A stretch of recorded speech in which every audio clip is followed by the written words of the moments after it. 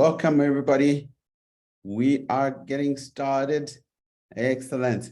All right, so my name is Sandras Phiri. I'm the CEO and founder of Pranary. Pranary is a practical business school for entrepreneurs and entrepreneur community. We are leading the movement of game changers across the continent.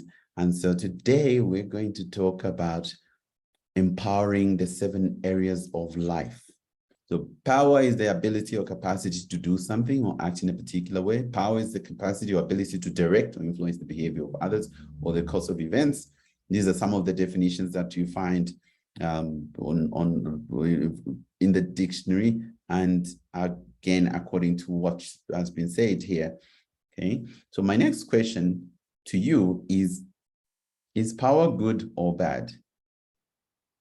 Is power a good thing or a bad thing? Okay, what do different people say? Is power good or bad? How do you feel about it? Would you say it's a good thing for you? Is it a bad thing? Would you like to have power? Do you like people with power? Do you feel you should have power? Do you think everybody should be given power? Or do you think the power should be given to you, right?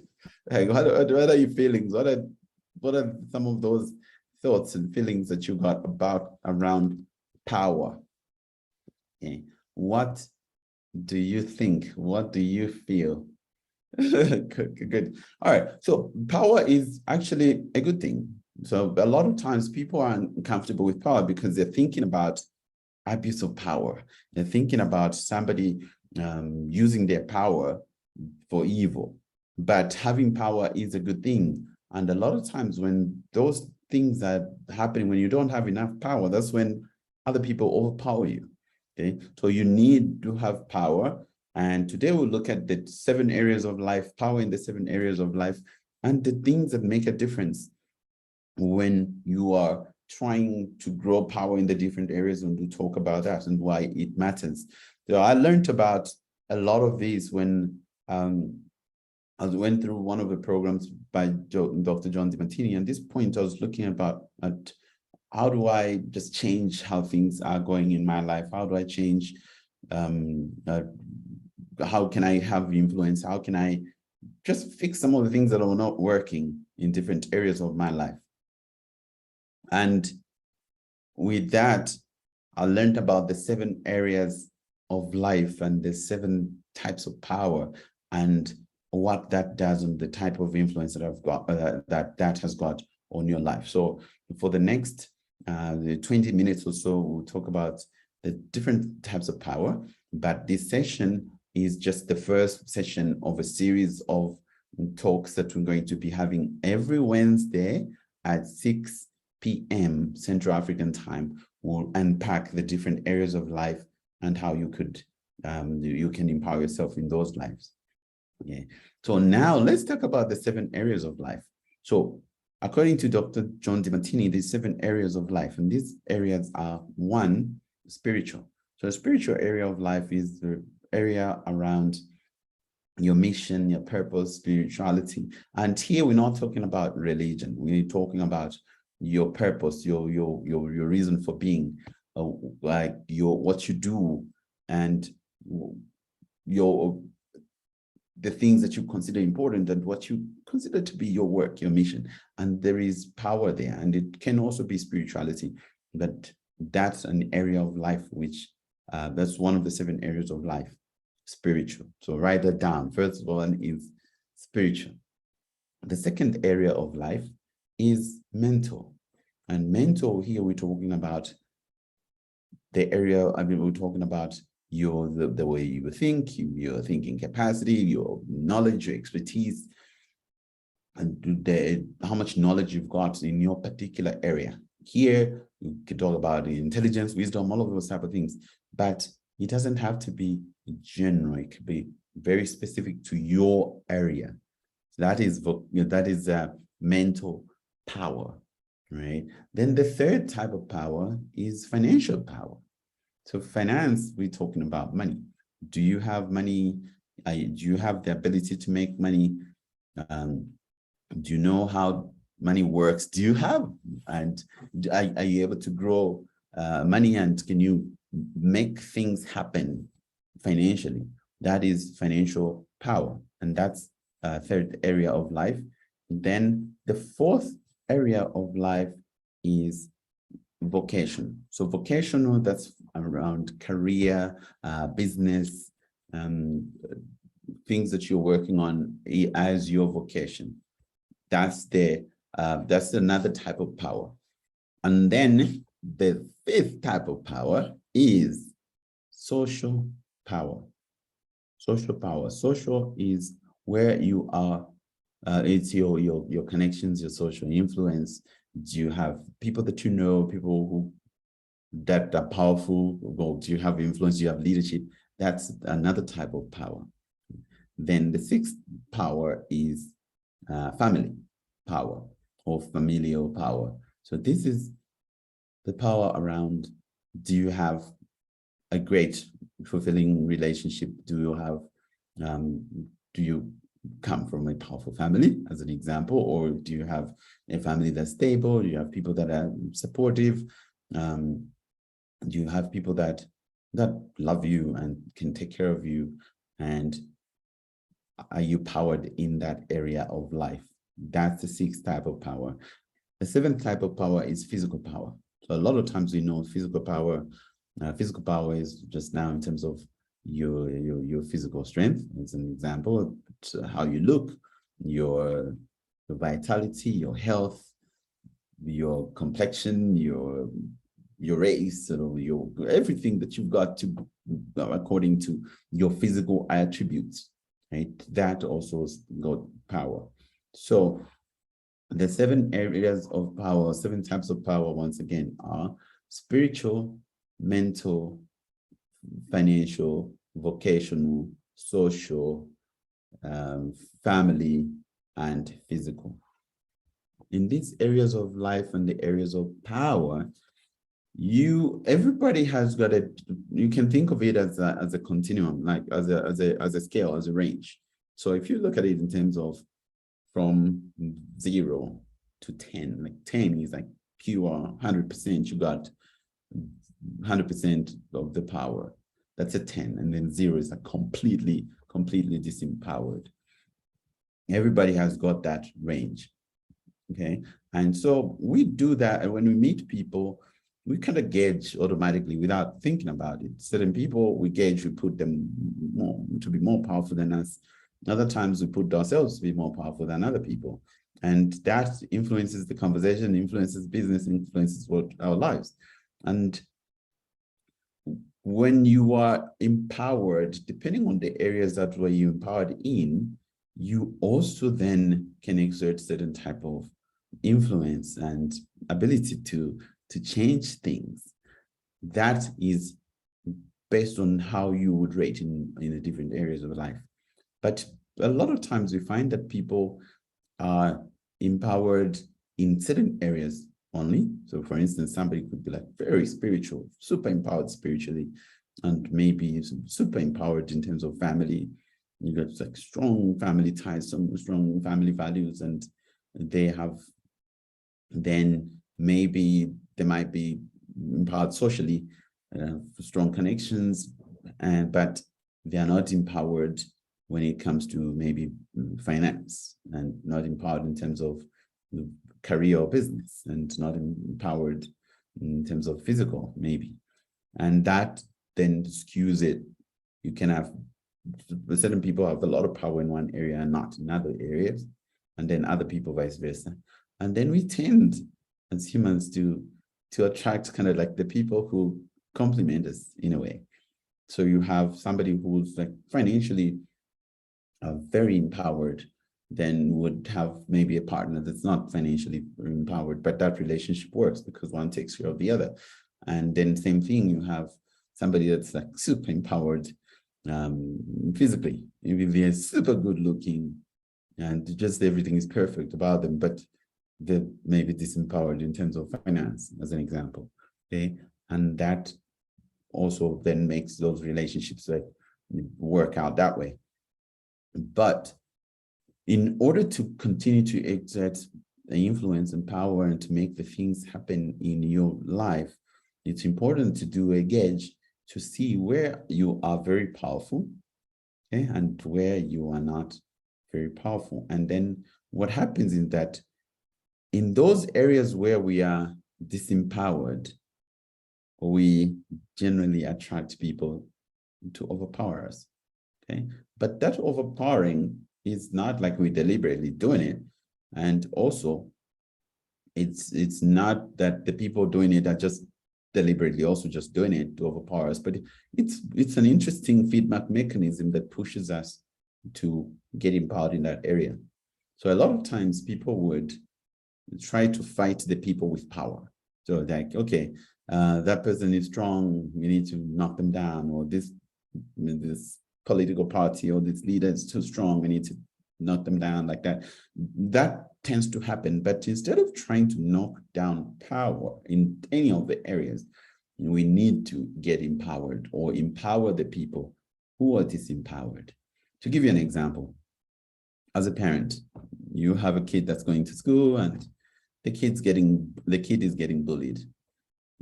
One option would be to go and talk to the bully, but when that happens, the kid goes to another place and gets bullied, or you change schools, you go to another place, gets bullied, and almost doesn't matter what happens, the kid just still gets bullied. It's one option. Then we can keep trying to fight bullies. But is that even realistic, right? Like sometimes people just get bullied by random people. And would you manage to just fight off all the bullies? So that's option one. That option two would be to empower the child, to teach the child what to do when a bullying situation comes up, or they need to learn something that takes them out of that bullying. So maybe they get empowered in an area. Maybe sometimes it's physically, or it's mentally, or something else that makes them get power, as opposed to always just looking out to knock the people without power. And it also happens in business, that if you're in a business relationship, that where you're disempowered, the more powerful party tends to overpower. But that is, again, it's a quicker go and fight, or we can get empowered. And so in the next series that we're going to have, we'll be talking about empowering each one of the 7 areas of life. Next Wednesday, we're going to talk deeply about empowering the spiritual area of life. And then the following week, we'll talk about mental, and then financial and vocational and social and family and physical. So one exercise you could do today is to look in the 7 areas of life. Write down on your piece of paper, on a piece of paper somewhere. You do not have to type this in the chat box, okay? But just write, how would you rate yourself on a scale of 1 to 10 spiritually? Okay? Are you clear on your purpose? Are you doing what you love? Are you living out your mission? Are you spiritual? Are you certain in that area? Rate yourself on a scale of 1 to 10, 10 being perfect. No work required. Okay, so write down for yourself, and then rate yourself on a scale of 1 to 10 mentally. How much do you know about your area? How smart are you, or how knowledgeable are you in your particular area?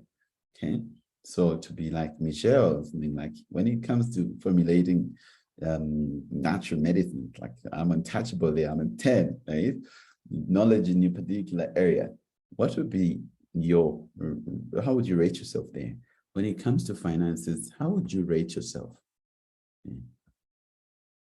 You're financially stable, you got money, you got some money saved, you know how to make money, you got some investments. Like if you had some financial pressure right now, you would be like completely out on the streets. Like what's your rating there? When it comes to your vocation, your career, your business, how would you rate yourself there in your career, your business? How are you doing? You put your number there. Then when it comes to social, social could also be it's leadership. Leadership, It could be political power as well, all of that.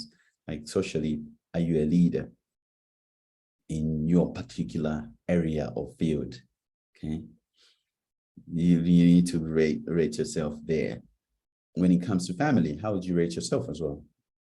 You've got a good, stable relationship, good family, good, whether it's like you got kids or not kids or whatever you have, whether it's just your siblings, your parents, the close relations, how would you rate yourself?